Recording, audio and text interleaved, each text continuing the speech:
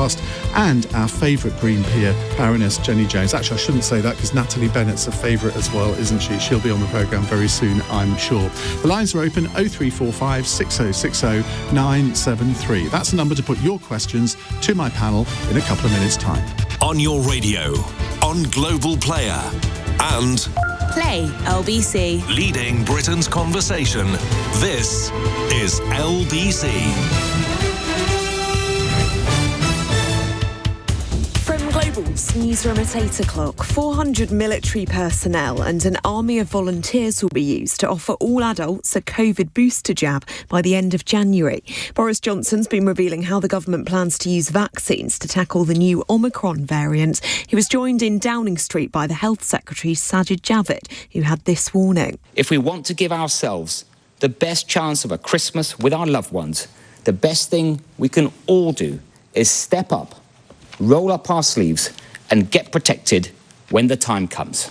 A further 8 cases of the Omicron variant have been identified in England, bringing the UK's total to 22. People over the age of 60 in Greece will be made to have a COVID jab or face monthly €100 fines. The restrictions come into force from mid-January, with the penalty added to residents' tax bills. People in parts of Scotland and North East England say they're exhausted as they go into a 5th night without power. Earlier MPs called for military intervention to help communities affected by the damage caused by Storm Arwen.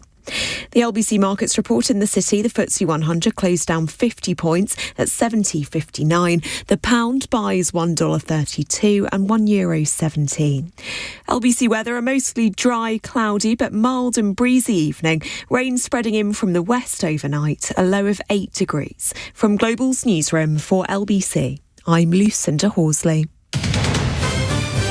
This is LBC from Global.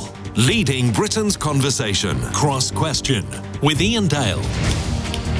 Hello, a very good evening and welcome to Tuesday evening's Cross Question. It's 3 minutes past 8. Joining me on the panel are Damian Green, the former de facto Deputy Prime Minister. Why do we keep saying de facto? It's ridiculous, isn't it? Baroness Jenny Jones, who has been a regular on Cross Question, but we haven't seen you for a couple of years, not in the studio anyway. Francis Foster is the co-host of the TRIGGERnometry podcast. I think, is it your debut on Cross Question? It is my debut. We've had your partner in crime, Constantine Kissin, on several times, so it's about time we had you on.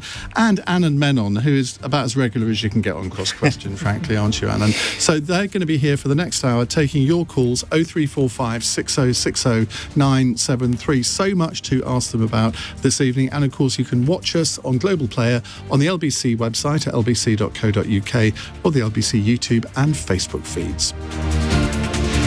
0345 6060 973. Tweet at LBC. Text 84850. Cross Question with Iain Dale. This is LBC. And don't forget, you can text us your questions on 84850 as well. Our first caller is Chris in Stubbington. Hi, Chris. Hi, Ian. Hi, panel. Has the government done enough to improve ventilation and air quality in schools in light of schools having to ask pupils to wear masks and activities going online? It's an interesting question, isn't it? Because, of course, different schools are in different types of building. In newer buildings, I imagine that it's much easier to do this. But if you're in a Victorian school, like I went to, I don't know how you would do that. Anand, let's start with you. Well, I think, as you just said, Ian, it depends on the school and it depends where you are. I think one of the problems is that the government sort of hands down these bits of advice like do ventilation, but doesn't really hang around to worry about whether places can implement that or not. And I think that's a real problem. And I think, my partner's teacher, and, they struggle in their school. It's a primary school. Kids shivering isn't necessarily what you want. And I think sometimes there's been a sort of delegation of decision-making from government to places like schools, which basically just says, figure it out. And I would like... Is that necessarily a bad thing? Surely it's good for decisions to be made locally. A head teacher is a better place to decide what's right for their school and whether they can actually introduce ventilation measures than somebody in Whitehall, surely. But I think somebody in Whitehall needs to make it clear what the level of risk is and how serious the government is taking a particular situation. And that's where Don't we know what the risk is by now? Well, at the moment, I think it's all a bit ambiguous, isn't it?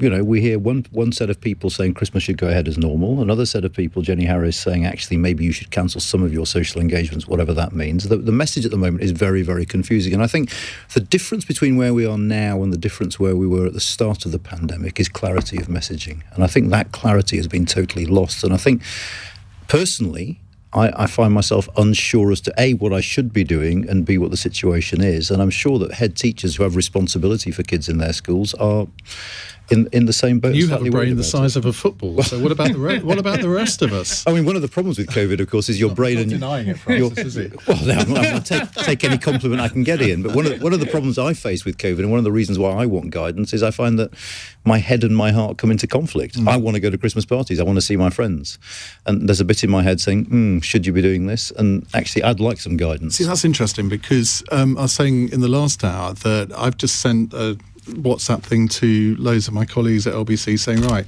Iain Dale in the evening Christmas party. I'm not going to say the date because everyone might turn up. But I have absolutely no intention of cancelling that. But despite what Jenny Harris says, I'm very clear that, we've got to get back to some semblance of normality. I thought we had almost got there, but of course this new variant has put us back a bit. And I think most people get that, don't they? I mean, possibly. I'm not. I mean, personally, and maybe most people are following this more clearly than me. I find it very, very hard to make a calculation as to the risks involved, and that's where I want government to step in and tell me. Now, Francis, I should have come to you first, really, shouldn't I? Because, of course, you were a teacher. Yes, I was a teacher of 12 years in both secondary and primary.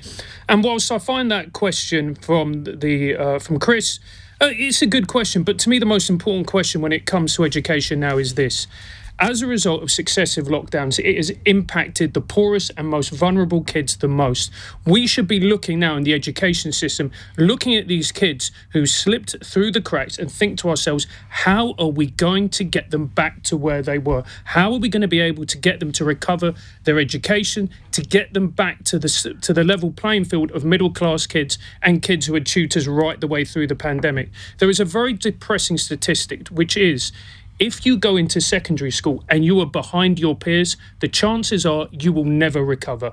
And now we have thousands and thousands of children from the poorest of most vulnerable backgrounds going into secondary school education behind their peers. And it's terrifying. It's terrifying for them, and it's also terrifying for society as a whole. Would you like to depress us a bit more? Yes, mate, that is my job. I used to be a comedian, couldn't get any more gigs because I used to make people miserable.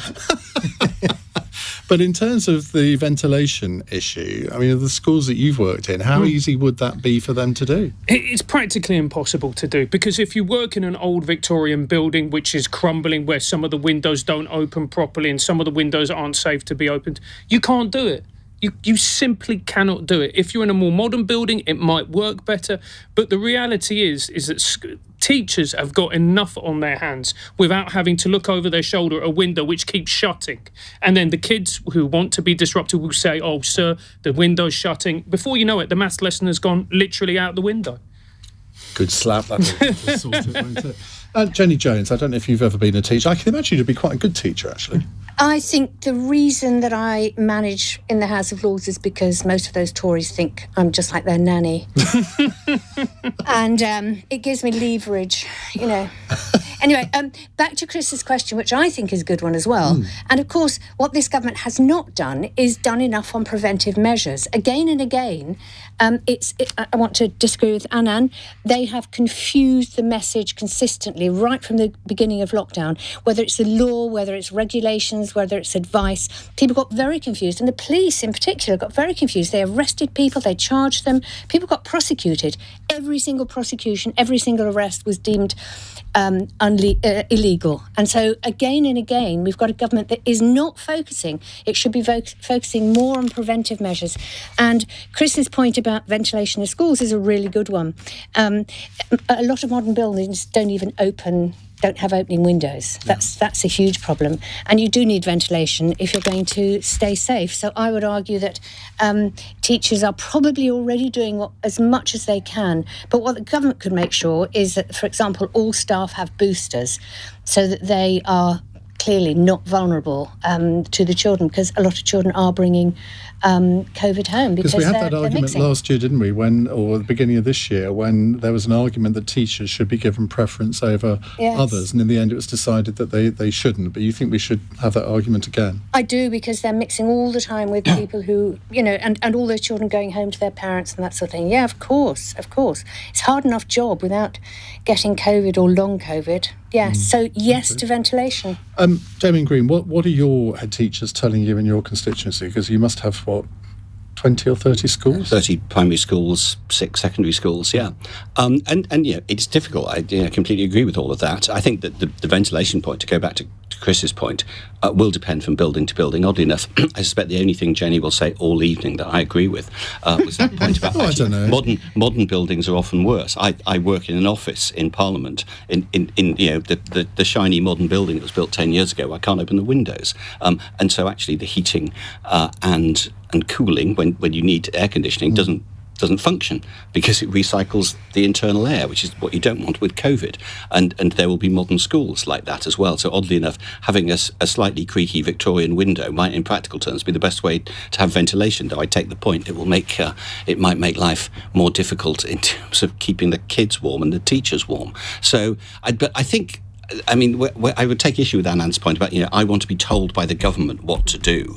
I think that's a terrible way to live your life. I think, adult people should be, act responsibly. So you can give guidelines, you can tell people what they ought to be doing. But to say in every instance, I want the government to tell me what to do, is quite a frightening way to run a society.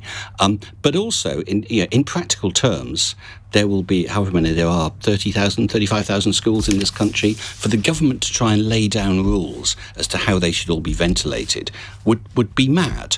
Some civil servant would produce a 48-page document which no head teacher would have the time to read, and every head teacher would read it and say, that doesn't apply to my school because of this peculiarity. Given the fact, if a school decides that it can ventilate more, but it's going to cost, £100,000 to make sure that every classroom has the correct facilities, that's not a budgeted item. Do you think that the Liberal Democrats have been quite hot on this? They've said that central government should come up with the funding to fund schools doing this if they can. Well, if you're having to do it, in this instance, let's be practical about this. If you wanted to do that for every school in the country, and we discovered after 2 weeks that this variant actually doesn't matter all that much, how much money would you have spent doing that? So probably not as much as on test and trace. Well, yeah, but that's whataboutery. That doesn't. I specialise in that, Damian. Anand, everyone's disagreed with you. Yeah, A, I'm not saying government should tell us what to do in every area of our lives. And B, what you just said implies that the government is saying, look, ventilation is important because there's a public health crisis going on, so ventilate your schools, but if you can't, don't worry about it. So is this an issue or isn't it an issue? And I think, government tells me I can't smoke inside in a pub because it's bad for the health of those around me. This seems to me quite a sort of analogous situation. And I'm not a massive fan of. Well, yeah, but I think the point about school, that's perfectly valid. So governments pass laws to stop you drink driving and things like that. Not just him. Sorry, yes, all of us, all of us. But I should be doing your job. but the point is that ventilation is clearly important. In combating COVID, but so are lots of other things. And in every individual circumstance, you have to strike a balance with the ultimate aim of keeping children in school, because one of the reasons why inequality has increased during the pandemic is that some children were getting more education than others, and by and large, those who were at schools that had more resources were getting more education than poorer schools. So that's okay. The more we can keep kids in school, the better. Tom says, great to hear one of my favourite podcasters, Francis Foster, on LBC with my favourite radio presenter, Ian. He knows how to get a tweet read out, doesn't he? More Francis, please, LBC, and of course, Constantine Kissin. Nice text about Anne and Jenny and Damian will be gratefully received as well. More of your calls in a moment. 0345 6060 973. It's 8:15. LBC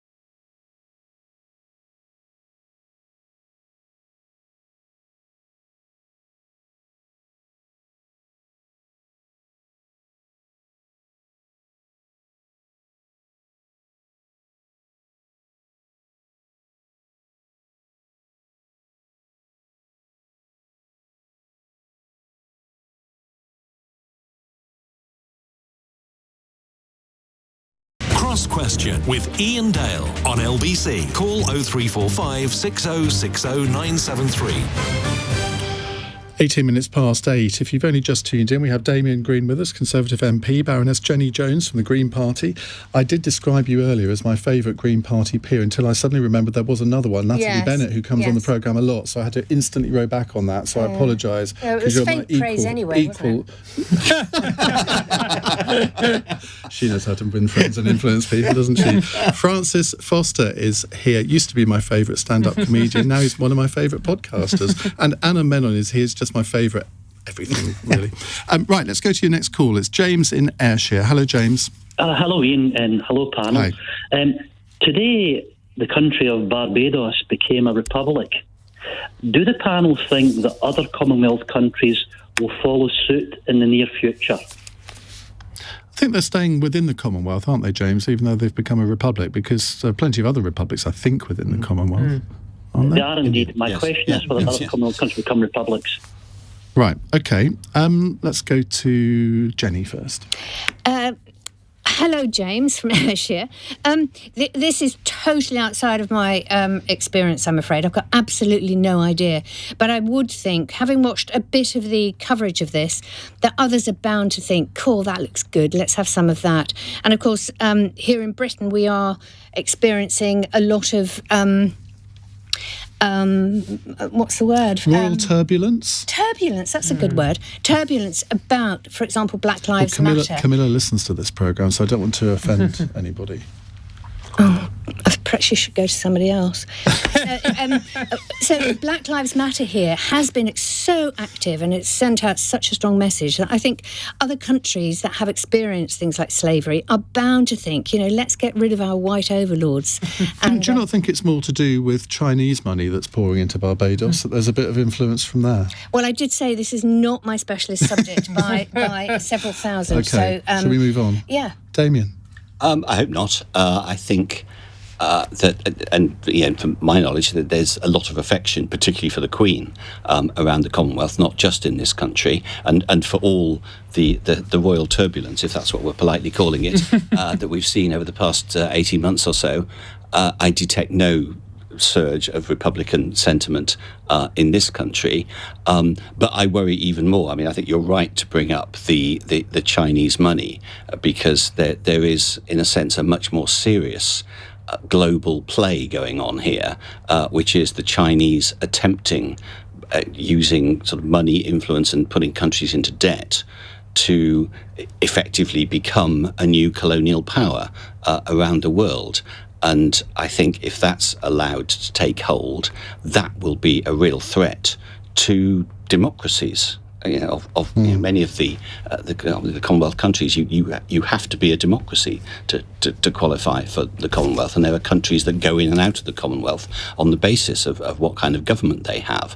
So it's good for the countries themselves, obviously, to remain democracies, and so I think we should cling on to the Commonwealth and try and make it as useful as possible for as many member states as possible. I think we often have an odd view of the Commonwealth in this country because it does get bound up in sort of relics of empire. So depending on what you think of the empire, you can take a view of the Commonwealth. But actually, as a modern collection, as a contemporary collection of democracies, that's a hugely important body to have around the globe. Anand?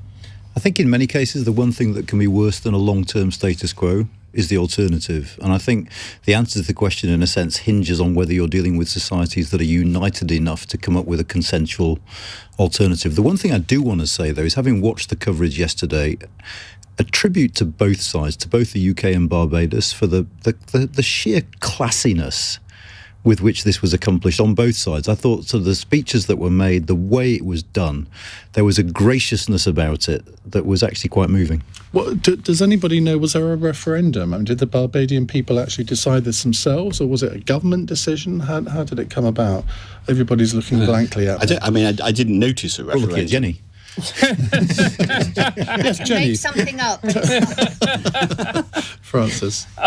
To me, I wouldn't prefer to be an expert on Bayesian politics, but to me it seems like a symbolic gesture, if nothing else. I don't know how much difference it will make to the people of Barbados. I don't know how much difference it will make to everyday life over there. What I do know is that it's a very, very easy way for the leader to actually look like they've done something and look like they're standing up for a proud and independent Barbados whilst achieving very little, dare I say. God, symbolic politics, who'd have thought, eh? I mean, perish the thought. James in Ayrshire, do you know the answer to the question how this came about? No, but I think it's a good thing that Barbados is a republic, and I think it's a good thing it's still in the Commonwealth. Well, I think we're all united on that, aren't we? So thank you very much for your question. Let's move on to Maya in Tottenham. Hello, Maya. Hello. Hi, what would you like to ask? I'd like to ask, how would you explain the higher levels of youth unemployment amongst Indian and Chinese youth, considering they easily outperform their white contemporaries in the education system?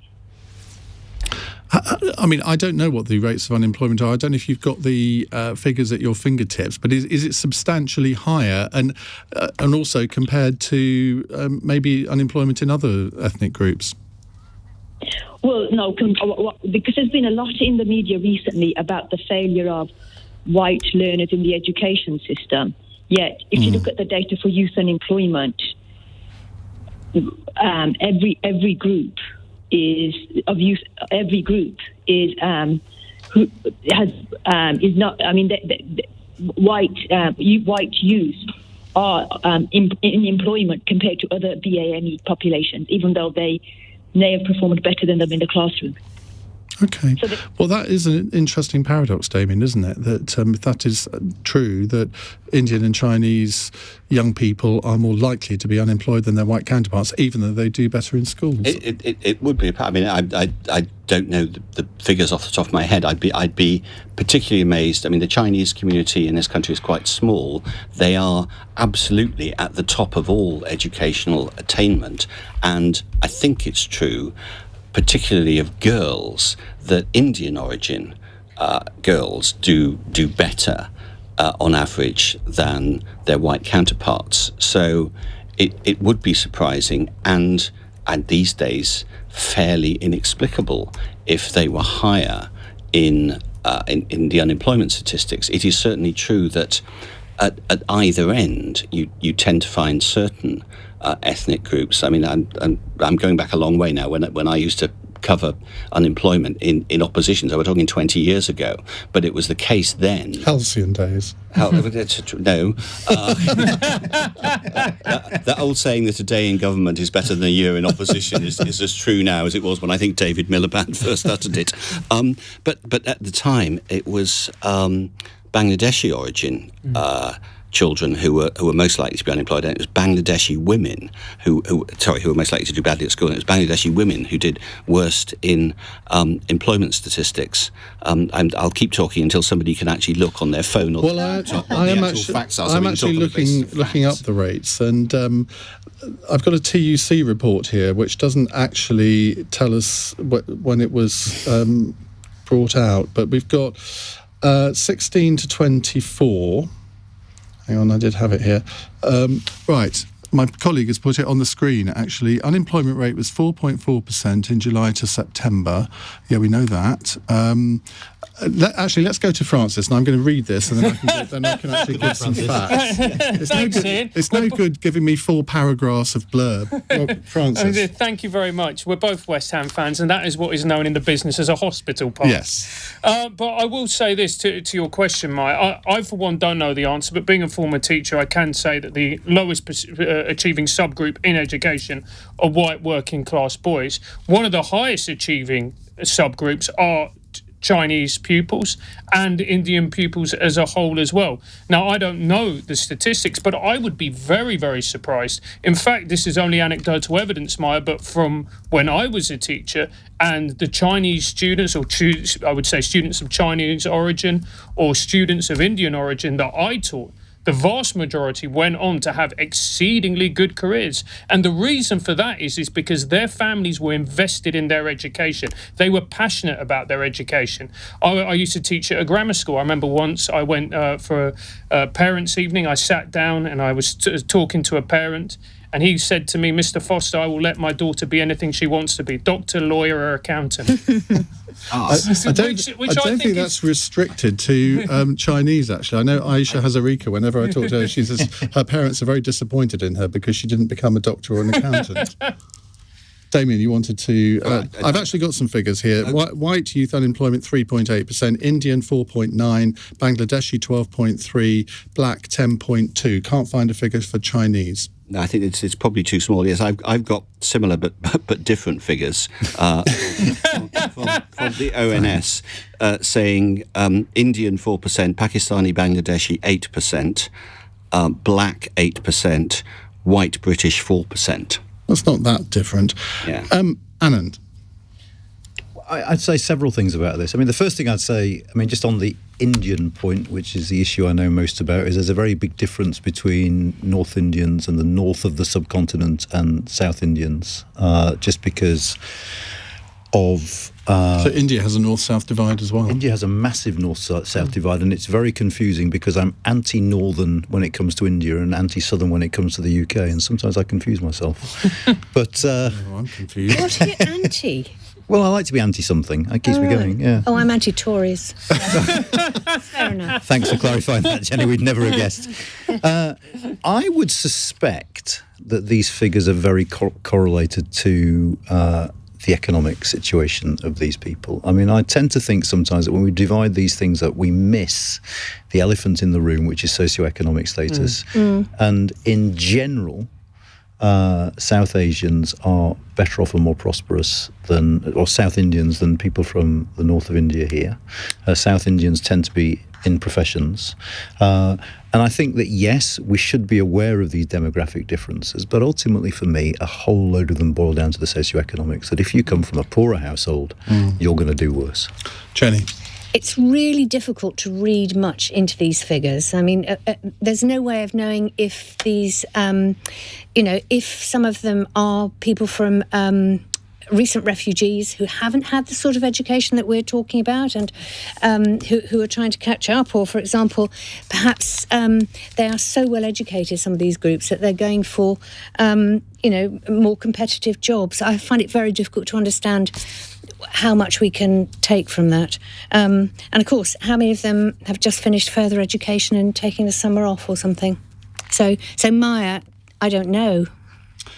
Maya, thank you very much for your question. We'll come to more of your calls in a moment. 0345 6060 973. Let's get the news headlines on LBC. It's 8:31. Here's Lucinda Horsley.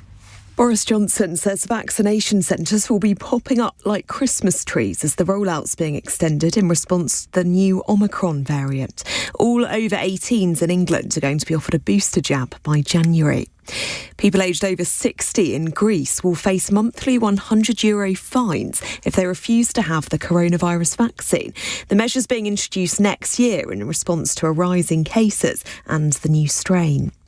3 students have died after a shooting at a high school in the US. It happened in Michigan earlier today. A 15-year-old was arrested and a handgun was recovered by police. LBC weather, a mostly dry, cloudy but mild and breezy evening. Rain spreading in from the west overnight, a low of 8 degrees. LBC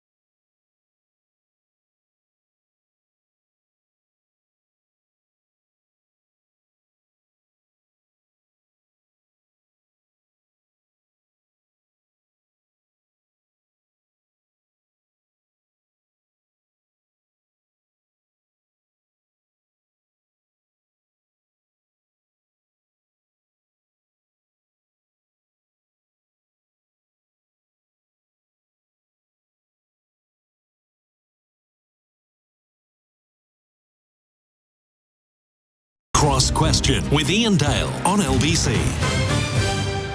It's 8:35 on LBC. It's Cross Question. With me on the panel are Damian Green, the Conservative MP for Ashford, Baroness Jenny Jones, Green Party peer, Francis Foster from the TRIGGERnometry podcast, and Anand Menon from UK in a Changing Europe. James is in Watford. Hi, James. Good evening.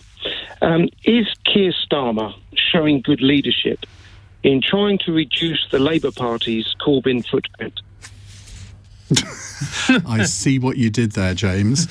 Francis? Yes, I think that is very much needed. I am not a fan of Corbyn for many reasons, primarily because I'm Venezuelan. So I remember his, shall I put it, dedicated support of our dear leader, Hugo Chavez. You're Venezuelan? Yeah, mother's from Venezuela. Venezuelan passport. It's not much good. You can't really get anywhere apart from a cavity search if you want one.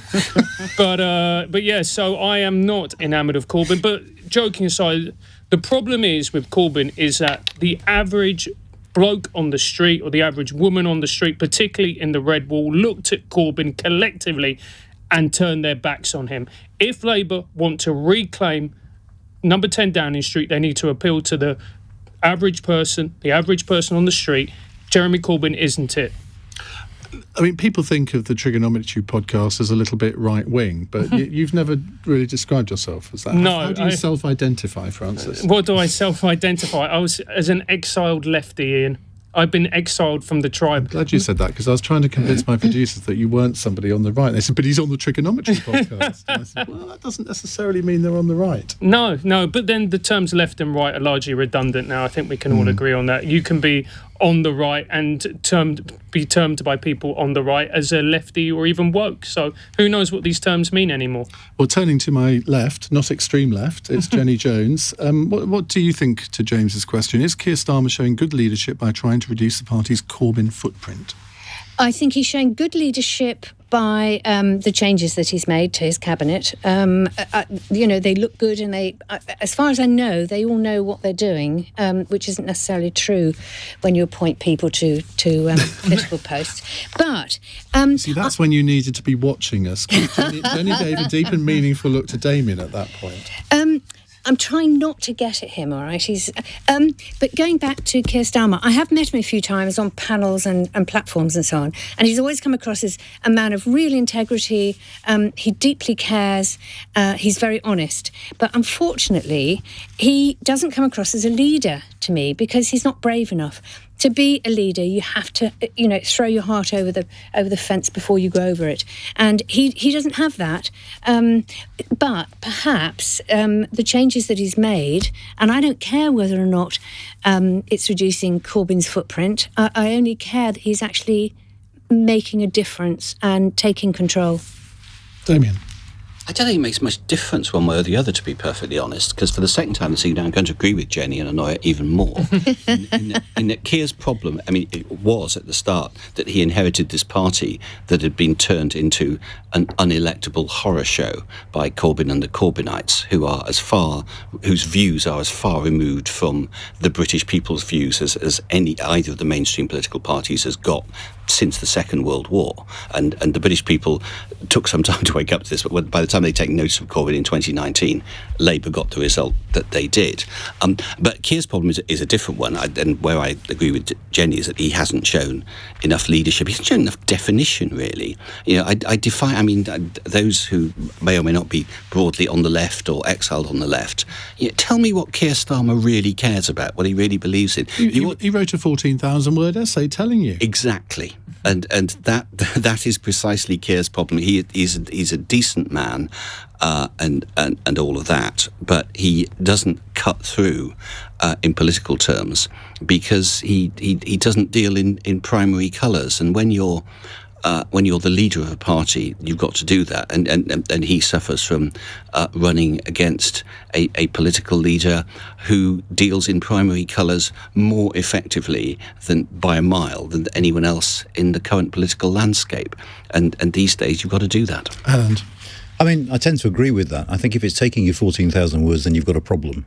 And I wonder whether forensic is the right approach in an age of big personality politics. And we're in an age of big personality politics. But on the reshuffle specifically, I'd say a couple of things. I'm not sure the general public is going to see this as pro or anti-Corbyn, because I don't think the general public pays that much attention. But there are two things that strike me. One, I wonder about moving Yvette Cooper, because you're moving her from a post in which she was remarkably successful. And I do wonder whether it was wise, because now, of course, that committee chair is up for a vote. And I do wonder whether they couldn't have appointed somewhere else there. But the second thing is just the timing. To do this in such a way as to cut across a speech by your deputy leader on the issue on which you are actually getting some cut through against the government, which is sleaze, just struck me as appallingly bad management, I have to say. Unless it was deliberate. Well, even if it was deliberate, it was a personal slight to your deputy leader rather than something that was thinking about the future of the Labour Party as a whole, because it strikes me that actually there is an attack line that is working now on sleaze that Labour are using, and the headlines of that Angela Rayner speech could have been Labour are putting forward proposals to tidy up sleaze in politics. Rather, the headlines were Starmer undercuts Angela Rayner. He hasn't invited her to his Christmas party either. Well, they'll probably cancel it anyway. But I mean, the interesting point, though, is we're talking about what the headlines were. If you look at the front pages of today's papers, I think the Labour reshuffle got on the front page of The Guardian and The Eye, but no other newspaper had it on the front page. Shadow cabinet reshuffles don't matter. I don't think the Mail, the Telegraph, or the Times. Well, maybe the Times might, I suppose. The Times might, but I'm just making. I'm not particularly criticising the reshuffle. Well, listen, we've got an allied question to this. Anthony is in Staines. Anthony, what would you like to ask? Oh, yes, hello, Ian. After Sir Keir Starmer's pre-Christmas clear-out of the tired old baubles, is it time that Boris Johnson trimmed his own cabinet? Again. It's funny, because Keir Starmer actually only, I think, sacked 2 people, so it wasn't actually a big clear-out. But Damian Green, should there be another government reshuffle? Because there wasn't one, there was one only, in the summer? Yeah, we had one a few months ago, so no is the short and crisp answer to that question. We don't need another reshuffle now. Jenny? Well, I would argue that Boris Johnson is incapable of taking a lead. I'm sure some of us around the table know Boris a little bit. Yeah, because you caused up with him on the London Assembly, didn't you? We clashed quite a lot. We got on all right personally, but those we were did the days, clash. weren't they? Yeah. But on a personal level, you got on with him quite well, didn't you? We did. We got on quite well, yeah. The last time I saw him, he bought me a cup of tea. And the one thing he did for me, he introduced me to Arnold Schwarzenegger, who's always been a hero of mine. Yeah, so I was very grateful for that. But Boris Johnson does not make decisions. He always gets other people to do it, to make the decisions he needs to make. And on the London Assembly, where he had a free hand, he could employ whom he liked, he had a very loyal team. He did quite well as Mayor of London because of those lieutenants that he had. Whereas here, as Prime Minister, he doesn't have that degree of choice, and therefore I think he's wallowing a bit. Can I make you very jealous now? Because in April next year, I might be going to Los Angeles to chair a session at a conference with Arnold Schwarzenegger. No, take me with you. Possibly Bill Clinton.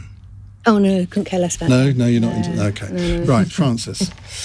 I think, to be honest with you, Ian, it doesn't matter what Boris Johnson does. The Labour Party is not fit for purpose. It is a too broad a coalition, trying to hold too many groups of different people together, people from Hartlepool right the way through to Hampstead. It doesn't work. Boris can do whatever he likes. He will always be electable compared to Keir. Unless the Labour Party has radical reformation, unless they have some new ideas, they're completely obsolete. I was reading about a focus group that somebody ran, and they said to people, what do you think of Boris Johnson? And they all slagged him off and said, he's been useless over the last few weeks. Terrible, terrible, terrible. And they said, and then they said, what do you think of Keir Starmer? Yeah, well, he's quite solid. But the conclusion was that every single one of them would still vote for Boris Johnson. Hasn't his popularity gone down 17%? Well, that's exactly right. If you look at that there was a poll, I think minus 22% is approval rating or disapproval rating. But when you put people in a focus group, they come up with something rather different. Well, it's absolutely true that it's what you're up against that matters. I mean, something I learned at the launch of the sort of book about the last general election the other day was that at every single point in the 2019 election campaign, Boris Johnson's popularity was lower than Theresa May's had been in 2017. It's just that Corbyn's was even lower. So, you can only fight the opponent you've got. What I would say is I'm not convinced in CCHQ that they're as relaxed as that, because there are some polls in which they're behind at the moment. But on the question of the cabinet, I'd say, A, I think the Prime Minister has the cabinet he wants, and that B, if the last few weeks is anything to go by, the issue isn't so much the cabinet. The issue is the control exercised by Number 10, the messaging from Number 10, and the links between Number 10 and their MPs. And that is something, I think, that needs to be improved if this government's going to be effective. Jenny, you've made the LBC Twitter feed. They just published the video of you saying, unfortunately, he doesn't come across as a leader to me. He's not brave enough. So that will go. You're going viral. First time. We'll come to more of your calls in a moment. And don't forget, at 9, Tracy Crouch will be with us. I'm looking at her right now through the window. She's already here. She's going to be talking about her fan-led review of football and the need for a football regulator. We don't do football phone-ins on LBC, but we're going to today. It's 8:45. LBC, Nick Ferrari at breakfast. Weekday mornings from 7. I'm actually losing patience with people who don't think they need the jab. Brad in Bromley. I just want to explain the most basic of science. I think John Van Tam is probably quite swift on the science. Okay, the vaccine only protects you against the spike, and you only get up to 6 months protection. If you've recovered from the virus itself, you have a full spectrum of antibodies. You're not listening. Different strains. That's the whole point. Guess what? I'm going to go with Professor Chris Whitty, Dr. Valence instead of you. I must be nuts, mustn't I? Nick Ferrari at breakfast. Back tomorrow morning from 7. Listen on your radio and on Global Player. LBC.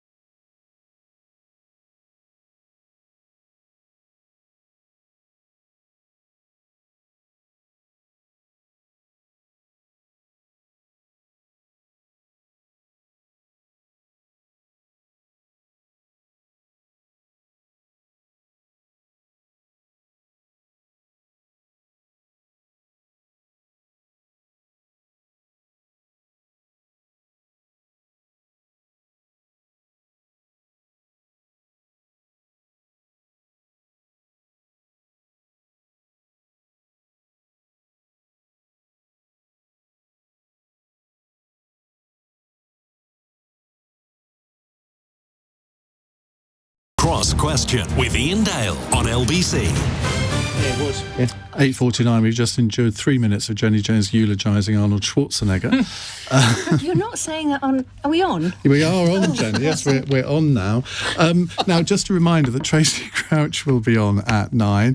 And if you'd like to put a question to her about her review of football, she's going to be here between 9 and 10. The number to call 0345 6060 973. David in Sheffield has our next question. Hi, David. Hello, how are you? Hi. All right, thank you. What would you like to ask? Right, my question is, will the two main parties and any other aspiring politician finally start to realise that the general public are heartily sick to death of new technology that makes life harder? Going to any supermarket, you've got a queue of people waiting for one girl on her own where the self-service machines are left. Smart motorways, smart meters, an app for this, an app for that. Every company gets on the bandwagon. Lloyd's closing 170 banks because people are going online. No, they're not going TSB, online. different bank. I apologise, TSB. They're being bullied into going online because there are no local banks. We want real people serving in real shops, and we want to go back to the olden days. Now, I know that's not popular, but ask any member of the public what they want, and they'll all agree with me. So stop the digital world. David wants to get off, Anand. Well, I mean, everyone's got annoyed by a digital checkout at a supermarket that hasn't worked and has kept them there waiting for someone to come over. M&S ones are very good. But I suppose I'd have two... Other shops are available. Are they? And I've two comments on that, I suppose. One, I don't think it's fair to blame politicians because businesses are doing and businesses are doing it generally to cut costs. If you can save on salaries and have a machine, it's a very, very tempting thing for businesses. The one thing I would say about politicians that I find slightly grating is the number of politicians who go around talking about technological solutions in the vaguest possible terms, leaving me none the wiser as to what they're talking about. Everyone talks about because they haven't been found. They haven't been found yet. Well, yeah. I mean, I think Boris Johnson has said that the solution to climate change will come from technological advancements, and I mean that there is a certain degree of truth in that. In that, as technology advances, you can do things in a much more green way. There's a certain degree of truth in that. I would like politicians in general to be more specific when they talk about technology because it's too easy now simply to say. I am very naive. Yeah, I have very, very high hopes for my politicians as well. I'm very proud of that. Damian, do you have any sympathy with David? Well, I suppose as the crusty Tory on this panel, I ought to have sympathy with Stop the World, I Want to Get Off, but I don't, I'm afraid. No, I think by and large the world is better today than it was yesterday and will be better tomorrow. Human beings don't change very much, so we stay the same. But actually, the inventions that the clever of us make all of our lives better. We live longer, we live more healthily, we have more choice, we have more insight into things, and a lot of that is because of technology. And to answer the challenge of be specific about technology, one of the things I care about most is social care. And one of the ways we can keep people, elderly, frail people, living in their own homes for longer is by using already available technology much more efficiently. Even people, let's go to the most difficult end, people in early stage dementia. The smart speakers, many people have it. It's basically a toy for most of us. Actually, they can do things like tell you it's 11 o'clock, take your red pill. Fridges these days could phone someone's children and say she hasn't opened the fridge for 3 hours and it's 2 o'clock, she's forgotten her lunch again. Phone her up and tell her to eat lunch. All that kind of thing. Basic use of technology actually to improve the lives of real people. See, Damian's my sort of politician. He's very specific. I did stop myself from saying all blue pill. Jenny? Well, I do feel quite sympathetic to David in Sheffield because I don't know if I'm the oldest one on the panel. I probably am. Anyway, I'm IT ignorant, and when I have to phone IT at work to get my computer to work, they start telling me how to do it, and I say, you'll have to come in and do it. I don't understand what you're saying. I benefit from technology. You're a legislator. Yeah. I would say as well that Anand and Iain raised this interesting point about tech is going to solve all our green problems, and I would just like to say that's complete rubbish because, of course, what for example, the Prime Minister is banking on is technology which doesn't exist and may never exist.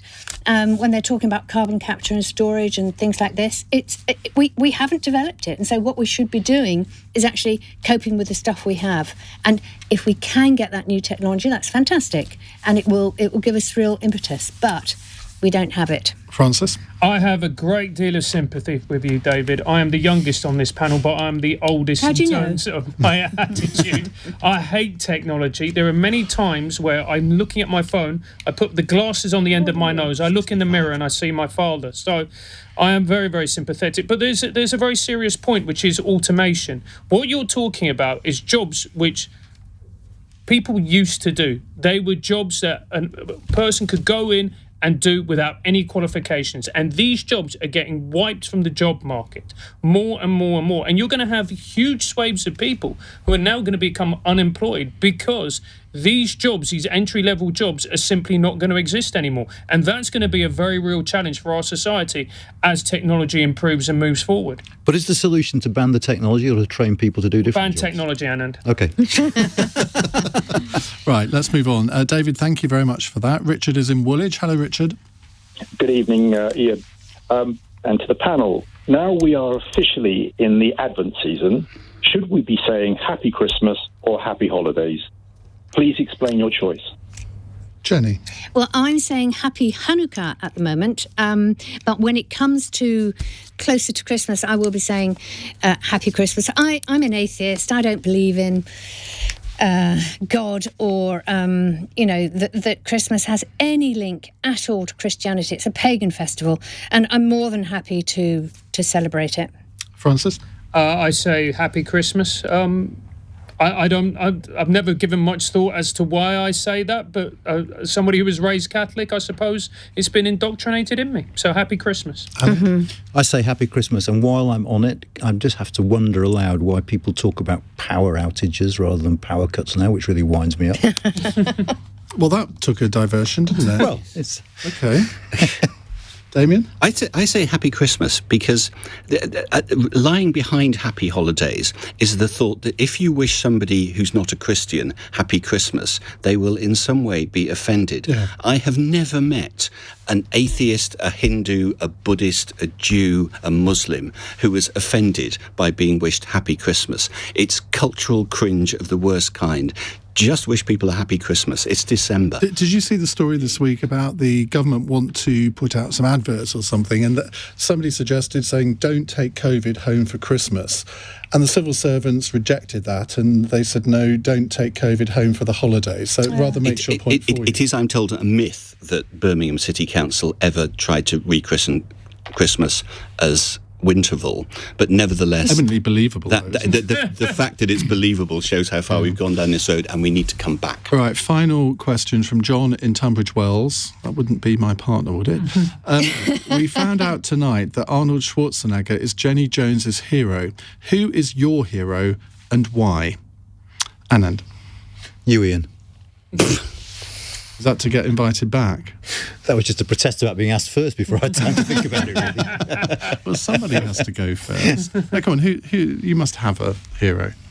Well, I mean, my family, and I suppose for me, Gandhi was always a bit of a hero. I've got lots of footballing and cricketing heroes. Virat Kohli is clearly immortal. Seeing as Tracy Crouch is listening to what you're saying, she's through the glass there. Who's your football hero? Well, Calvin Phillips, Tracy. There we go.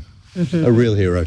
Okay. I wasn't expecting that. Francis? My hero is a flawed man, but nevertheless a brilliant footballer. It's Paolo Di Canio. Oh, put it there.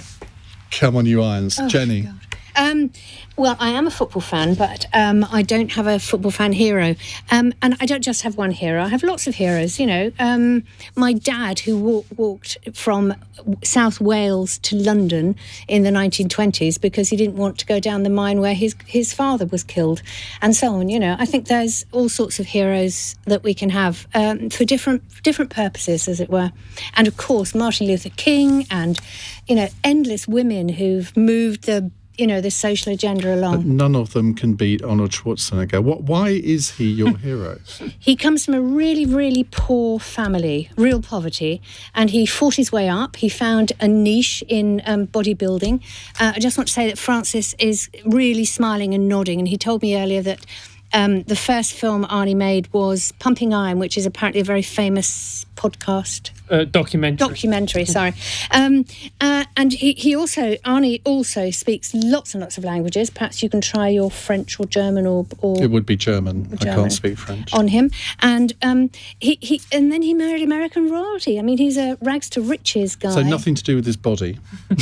Oh, no, I think his body's way too bulky and, no, not at all. Okay. Damian?